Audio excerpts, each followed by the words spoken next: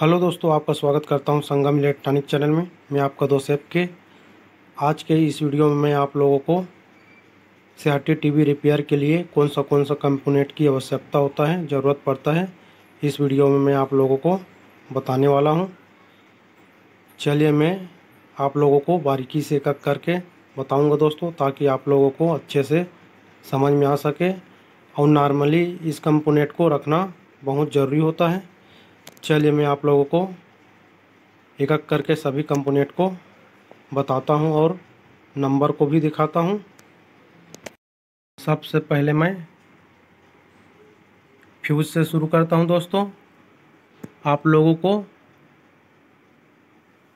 4 ampere का fuse लगाना है, क्योंकि पावर सप्लाई ख़राब हो जाता है तो सबसे पहले फ्यूज उड़ता है।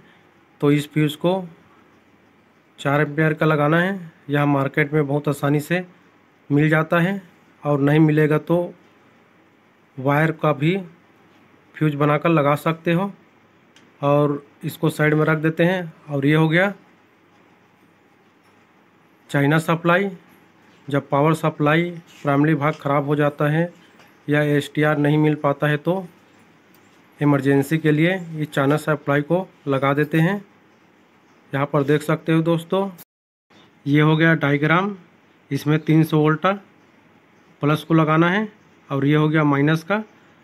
और सेकेंडरी भाग में 110 वोल्ट आना चाहिए। डायग्राम दिया है, वैसे से हम लगा देना है।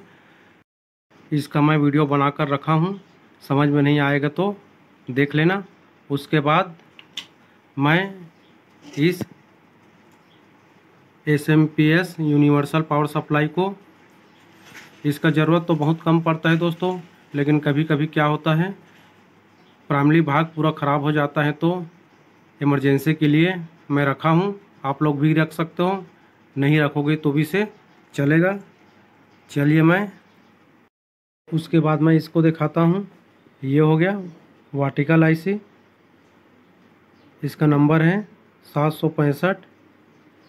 यह वर्टिकल आईसी कंपनी के टीवी में ज़्यादा लगा रहता है दोस्तों, इसी कारण इसको भी रखना बहुत ज़रूरी है। और ये हो गया एसटीआर। इसका नंबर है 8656। इसको भी रख सकते हो। उसके बाद ये हो गया डायोड 207 नंबर। जब पावर सप्लाई ख़राब होते हैं तो इस डायोड को लगाना पड़ता है, इस कारण से इसको भी रखना बहुत ज़रूरी होता है। उसके बाद ये वाले भी डायोड को रखना ज़रूरी होता है दोस्तों। इसका नंबर है 5399। ये भी पावर सप्लाई के लिए काम आता है। उसके बाद ये हो गया मेन फिल्टर। इसमें 300 वोल्ट आते हैं, ये भी ख़राब हो जाते हैं कभी कभी, तो रखना पड़ता है दोस्तों। इसको भी नॉर्मली रख लेना है। उसके बाद मैं पीटीसी को देखा। ये हो गया पीटीसी। इसके ख़राब हो जाने के कारण टीवी में सतरंगी कलर आता है, तो पीटीसी के कारण भी आता है दोस्तों। रीज़न कई हो सकता है, लेकिन पीटीसी भी रखना बहुत ज़रूरी होता है। और ये भी पीटीसी है, ये भी वही काम करता है। अगर ये वाला पीटीसी काला वाला नहीं मिलेगा तो इसको भी लगा सकते हो, और ये वाला नहीं मिलेगा तो इसको लगा सकते हो दोस्तों। इसमें सेम काम करता है, इसमें कोई प्रॉब्लम नहीं रहता है। उसके बाद ये हो गया साउंड आईसी। इसका नंबर है 2003। इसको भी रखना बहुत ज़रूरी है। और एक है, इसका नंबर है 203। इसको भी रखना ज़रूरी है दोस्तों। और ये हो गया पीएफ। इसका नंबर को दिखा देता हूँ, ये भी पावर सप्लाई के लिए काम करता है। इस पीएफ का नंबर है 681 2 kV। इसको भी रख लेना है। उसके बाद नेक्स्ट दिखाते हैं। ये हो गया वर्टिकल आईसी 78040। इसको भी रखना बहुत ज़रूरी होता है। इसके ख़राब हो जाने के कारण टीवी स्क्रीन पर ट्यूबलाइट के जैसे लाइनिंग रहता है दोस्तों, इस कारण से इसको भी रखना बहुत ज़रूरी होता है। और ये हो गया मेमोरी आईसी, इसको भी रखना ज़रूरी है। इसका नंबर है 24C16। उसके बाद नेक्स्ट आपको बताता हूँ, ये हो गया STR 765, इसको भी रखना बहुत ज़रूरी है दोस्तों। और इसका नंबर है 765, ये सेम नंबर का है, ये STR को भी रख सकते हो। और ये हो गया 3807, ये भी पावर सप्लाई के लिए काम आता है। 1802 लगा रहता है, उसके बगल में ये भी लगा रहता है। पावर सप्लाई ख़राब होता है तो ट्रांजिस्टर के साथ ये भी ख़राब हो जाता है, दोनों को साथ में बदलना पड़ता है दोस्तों। तो इसको भी 7807 को भी रखना ज़रूरी है। उसके बाद ये हो गया सेंसर को रखना ही रखना है, क्योंकि कभी कभी ख़राब हो जाने के कारण रिमोट काम नहीं करता है तो इस सेंसर को लगाना पड़ता है। उसके बाद ये हो गया 1802, ये पावर सप्लाई में लगा रहता है दोस्तों।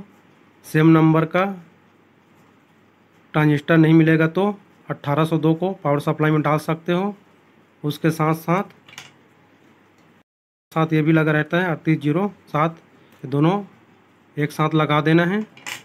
और ये हो गया 1803, यहाँ आउटपुट ट्रांजिस्टर है दोस्तों। 110 वोल्ट नहीं मिल पाते हैं, क्योंकि 1803 ख़राब हो जाता है या 60 हो जाता है तो 110 वोल्ट नहीं मिल पाते हैं, तो इसको भी रखना बहुत ज़रूरी होता है। और ये हो गया कैपेसिटर, इसका वैल्यू है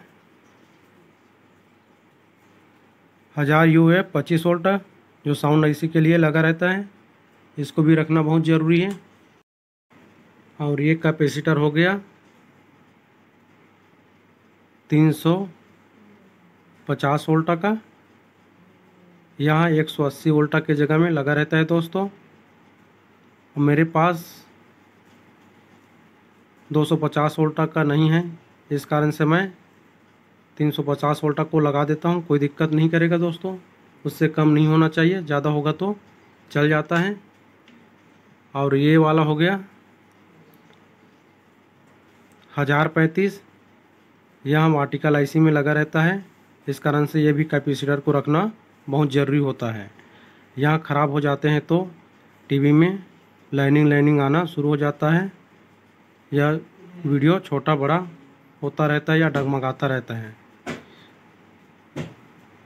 उसके बाद और ये हो गया 100 UF 160 वोल्ट, यहाँ 110 वोल्ट के जगह में लगा रहता है दोस्तों।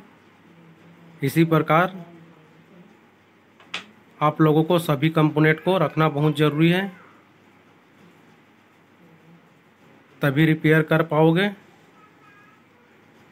वीडियो अच्छा लगा तो एक लाइक बनता है।